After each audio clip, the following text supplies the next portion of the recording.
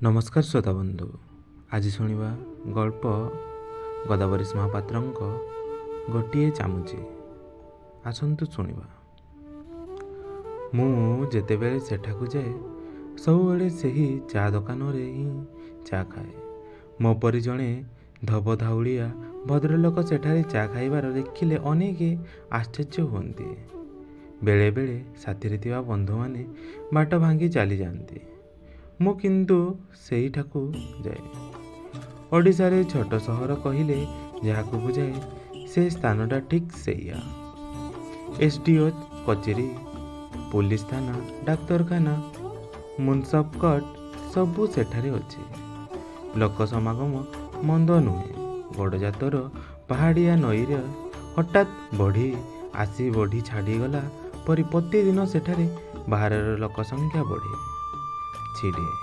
सकाळु आसी कोर्ट कचेरी काम सारी किए रेल किए बस रे चली जाती। जो माने बासी टका रहंती सेमानक संख्या सेते किछि बेसी नुहे, तथापि ताहा सहरर नाम ख्यात। सेही छोटिया सहर रे केते तो चा दुकान अच्छे, किंतु सेही गोटे चा दुकान को मु सबुबेले कहीं जाए तहिरे यथेष्ट कारण अच्छे। ताहा हेउछि नित्यांत निर्जन। दिन जाकरे 10-25टी लोक केबे किमिदे चा खाइबाकू जाती। दुकान भितरे गोटे टेबुल आउ खंडिए बेंच। सेही दुईटीर बयस 50 वर्षरु कम हेब नाही। दुआर कबाट जे अच्छी ताहा नथिबा संगे समान। तलटा माटी बाड़ सब एपरी भंगा जे से भितरे बसिले दुआर छड़ा बाट फांकरे बाहरिबाकू देखी हेब। खरा हेले छात बाटे से घरे खरा पड़े, वर्षा हेले पानी गड़े। से दुकानर मालिक जड़े बुढ़ा। से घरटार बेसी बुढ़ा परी जना पड़े। से घरटा आग तैयारी होईची कि बुढ़ा आग जन्म होईची देखिबा लोक ठीक करि पारिबे नाही। से भितरु पशिगले बुढ़ार आग्रहर सीमा नाही। बेंच रे मैला नथिले मध्य ग्राहक पहुँचवा संगे संगे बुढ़ा मेंचाए गना धरी 2-4 थर पछी पकाइब, टेबुल को झाड़ी देव। तापरे हठात चुली मुंड को जाई फुंकिब चुली को। केते बेले चुली रे निया थाए, केते बेले बा लिभि जाई थाए। लिभि जाइथिले भी जलिबा को बेसी समय लागे नाही। बुढ़ा प्रतिदिन खंडिए खबर कागज किणे। पूर्व दिनर खबर कागज खंडिक चुली जालिबारे साहाय्य करे। बुढ़ा अति आग्रहर सहित केटेल रे पानी फुटाऊ फुटाऊ ग्राहकों को शुणेइला परी कहे, सहर रे केही चा करी जानती नाही। खाली पानी गरम हेले चा हेला बोली से माने जानती। पानी केते गरम हेबो, गरम पानी रे केते चा गुण पड़िबो, केते चामच चीनी दिया जिवो, तहिरे पुणी केते चामच दूध देवाको हेबो। यह कहू कहू चा कप रे चा तैयारी हो जाई थाए। ता कथा के शुणुबा न शुणु, सबु ग्राहक को से सब बेले यही कथा शुणाए। मु जेते थर जाइछि, जेते थर चा खाइछि, सबु थर यही एका कथा शुणिबाकू पाइछि। किंतु नुआ लोकन को बुढ़ार चा तैयारी बाटा आश्चर्य लगे। से देखे बुढ़ा 3 डबा भितरु चा चामुचरे थरे नुहे 5 कि 6 थर चीनी काढ़ी पकाए। ग्राहक प्रथमे भावे बुढ़ा बोध हुए पागल, भाग माप जाने नाही, बेसी गुड़ाई चीनी पकाई दे खेती सौची। बुढ़ा किंतु ठीक थाए। से जेते चामच चीनी पकाओ पछके ग्राहक पाटिकी जेतिकी मिठा दरकार सेतिकी मिठा सेतिरे थाए। नुआ ग्राहक चा खाई पैसा दे चली जाए, किंतु बुढ़ार चीनी पकाइबा कथाटा से पासरी पारे नाही। से जानी पारे नाही। आश्चर्य हुए 5-6 चामच चीनी पकाई बुढ़ा किपर ठीक चा तैयारी करे। किंतु मु जाने से कथा। बुढ़ा जेउ चामचरे चीनी आउ दूध पकाए ताकू मु भल भाबरे देखिछि। सेटा आउ चामच होई नाही, चामचरु फाड़े अछि। ता घसी होई एपरी पाकुआ हो जाउछि जे थरकरे टपे दूध आसे, 2 रुआ चीनी आसे। तेणु 5-6 थर रे कपे चाटी ठीक हुए। ବୁଢ଼ାର ତାରିଫ ଚା କଥା ଶୁଣି ଶୁଣି ଦିନେ ପଚାରିଲି, ତୁମେ ତୁମ ଚା'ର ତ ଏତେ ତାରିଫ କରୁଛ, ଗ୍ରାହକ କାହିଁକି ଆସୁନାହାନ୍ତି? ବୁଢ଼ା ସେତେବେଳେ ମୋ ପାଇଁ କପେ ଚା ତିଆରି କରୁଥିଲା।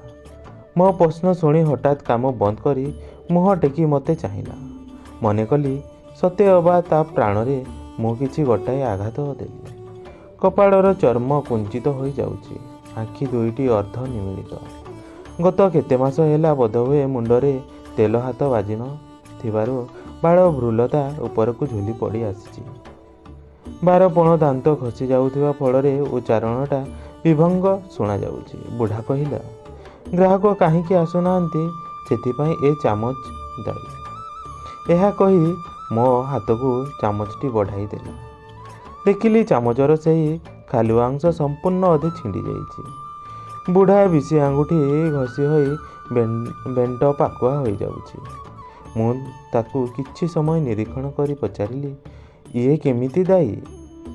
ବୁଢ଼ା ସେତେବେଳକୁ ମୋ ପାଇଁ ଚା ତିଆରି କରିବା କଥା ସମ୍ପୂର୍ଣ୍ଣ ପାସୋରି ଯାଇଥିଲା। ମୋତେ କଥାଟା କହିବା ପାଇଁ ଟେବୁଲ ଉପରେ ବସି ପଡ଼ି ମୋ ହାତରୁ ସେ ମୁଣ୍ଡା ଚାମଚକୁ ନେଇ ପ୍ରଥମେ ଆଖି ବୁଜି କହିଲା, ତାହା ଅନେକ ଦିନ ତଳର କଥା। ଅନେକ ଦିନ ବୋଇଲେ ବର୍ଷ 40। ସେଇ 40 ବର୍ଷ ତଳେ ୟାକୁ ମୁଁ କିଣିଥିଲି। କାହିଁକି ଜାଣ? ତା ମୁହଁରେ ଔଷଧ ଦେବି ବୋଲି। ଡାକ୍ତର କହିଲା ଔଷଧକୁ ହାତରେ ଛୁଇଁବ ନାହିଁ, ଚାମଚରେ ଦେବ। 6 ପଇସା ଦେଇ ଏଇଟିକି କିଣିଥିଲି। ଏହା କହି ବୁଢ଼ା କିଛି ସମୟ ନୀରବ ରହିଲା। କଥାର ଅଗମୂଳ କିଛି ମୁଁ ବୁଝିପାରିଲି ନାହିଁ। ଭାବିଲି ବୁଢ଼ାର ବୋଧହୁଏ ଏଟା ପାଗଳାମି। ତାହା ନ ହେଲେ ଚା ବିକିବା ଲୋକ ହଠାତ୍ ଏପରି ବକ୍ତୃତା ଦେବାକୁ ଆରମ୍ଭ କରନ୍ତା କାହିଁକି? ତାକୁ ଜଣେଇଲା ପରି ମୁଁ ପ୍ରଶ୍ନ କଲି, ହଁ ଔଷଧ ତ ଦେଲ, ତାପରେ କ'ଣ ହେଲା? ବୁଢ଼ା ଆଖି ଫିଟେଇ ମୋତେ ଚାହିଁଲା। କିଛି ସମୟ ଅନ୍ୟମନସ୍କ ଭାବରେ ଚାହିଁ ରହି ତାପରେ କହିଲା, ତାପରେ କ'ଣ ହେଲା ଶୁଣିବ? ତାପରେ କ'ଣ ହେଲା ଶୁଣିବା ଆଗରୁ ଆଗ ଶୁଣ ସେ କିଏ ସେ? ଜୀବନରେ ଯେଉଁ ଦିନ ତାକୁ ପାଇଲି ମନେ କଲି ଜୀବନଟା ସାର୍ଥକ ହେଲା। ବସନ୍ତର ମଳୟ ଠାରୁ ସେ ମଧୁର ଥିଲା। ପଦ୍ମର ପାଖୁଡ଼ା ଠାରୁ କୋମଳ ଥିଲା। ଗୋଲାପର ସୌରଭ ଠାରୁ ସରସ ଥିଲା। ବେଶୀ ଦିନ ନୁହେଁ, 10 ମାସ ପରେ ସେ ପଡ଼ିଲା ବେମାରରେ। ସେ ଏଡ଼େ ବେଗେ ଚାଲିଯିବ ବୋଲି ଜାଣିନଥିଲି। ଔଷଧ ପିଆଇଛି ଏଇ ଚାମଚରେ, କିନ୍ତୁ ଔଷଧ ବ୍ୟର୍ଥ ହେଲା। ସେ ଆଖି ବୁଜିଲା, ସେ ଆଉ ଫିଟାଇଲା ନାହିଁ। ବୁଢ଼ାର ଆଖିରେ ଲୁହ ନଥିଲା ସତ, କିନ୍ତୁ ତାହା ଏପରି କରୁଣ ଦେଖାଯାଉଥିଲା ଯେ ମୁଁ ଚାହିଁ ମୁହଁ ପୋତି ଦେଲି। ବୁଢ଼ା ପୁଣି ମୁହଁ ପୋତି ଚୁଲି ମୁଣ୍ଡକୁ ଚାଲିଗଲା। କହିଲା, ସେ ଚାଲିଗଲା ପରେ ଏଇ ଚା ଦୋକାନ ଆଜିକି ହେଲା 40 ବର୍ଷ। ଆଗେ ଏଇ ଚାମଚରେ ଚାମୁଚେ ଚିନି ପକାଇଲେ 2 କପ୍ ଚା ହେଉଥିଲା। ସେତେବେଳେ ଏହି ଦୋକାନରେ ଗ୍ରାହକ ଭିଡ଼ କହିଲେ ନ ସରେ। ଚାମଚ ଯେତିକି ସରି ଆସିଲା, ଗ୍ରାହକ ସେତିକି କମି ଆସିଲେ। ଚାମଚ ସିନା ସରି ଆସିଲା, କିନ୍ତୁ ଚା'ର ମିଠା ମୁଁ କମ୍ କରିନାହିଁ। ଗ୍ରାହକ କେହି କେହି ଆପତ୍ତି କରିଛନ୍ତି ଚାମଚ ବଦଳାଇ ଦେବାକୁ, କିନ୍ତୁ ତାହା କି ହୋଇପାରେ କେବେ? ତାହାରି ରଙ୍ଗ ଅଧରରେ ଏଇଟା ଲାଗିଥିବା ପରା। ଏହା କହି ବୁଢ଼ା ସେହି ମୁଣ୍ଡା ଚାମଚଟାକୁ ନିଜ ଓଠ ଆଡ଼କୁ ନେଇଗଲା। ଓହୋ, ଭାବରେ କି ଅଭିବ୍ୟକ୍ତି! ଅତୀତର କେଉଁ ଉହାଡ଼ ଭିତରେ ଦୀର୍ଘ 40 ବର୍ଷ ତଳେ ସେହି ହୃଦୟ କନ୍ଦରରେ ଯେ ଦେଖା ଦେଇଥିଲା, ସତେ ଯେପରି ସେ ସେହି ଭାବରେ ଅଛି। କେବଳ ବୁଢ଼ାର ଆଖି ନିଷ୍ପ୍ରଭ ହୋଇଯାଇଛି, ଚର୍ମ ଶିଥିଳ ହୋଇପଡ଼ିଛି, ଗୋଡ଼ ହାତ ଅବଶ୍ୟ ହୋଇଯାଉଛି, କିନ୍ତୁ ସେହି ମାନସୀ ସେ ଭିତରେ ପରା ବଞ୍ଚି ରହିଛି। ବୁଢ଼ା ଚା କପ୍ଟି ମୋ ହାତକୁ ବଢ଼ାଇ ଦେଲା। ତାହା ସମ୍ପୂର୍ଣ୍ଣ ଥଣ୍ଡା ହୋଇଯାଇଥିଲା। ଚାମଚର ଇତିହାସ କହୁ କହୁ ଚିନି ପକାଇବାକୁ ବି ସେ ଭୁଲି ଯାଇଛି। ତଥାପି ତାକୁ ଆଗ୍ରହର ସହିତ ପିଇ ଦେଇ କହିଲି, ବାସ୍ତବିକ ତୁମ ଚା ପରି ଚା ନାହିଁ। ସେହି ଦିନୁ ଯେତେବେଳେ ମୁଁ ଯାଏ ସେହି ସହରକୁ, ସେହି ଦୋକାନରେ ଚା ଖାଏ, କିନ୍ତୁ ବୁଢ଼ାକୁ ଆଉ ପଚାରେ ନାହିଁ କାହିଁକି ଗ୍ରାହକ ଆସୁନାହାନ୍ତି ବୋଲି। ଧନ୍ୟବାଦ ଗଳ୍ପଟିକୁ ସମ୍ପୂର୍ଣ୍ଣ ଶୁଣିଥିବାରୁ।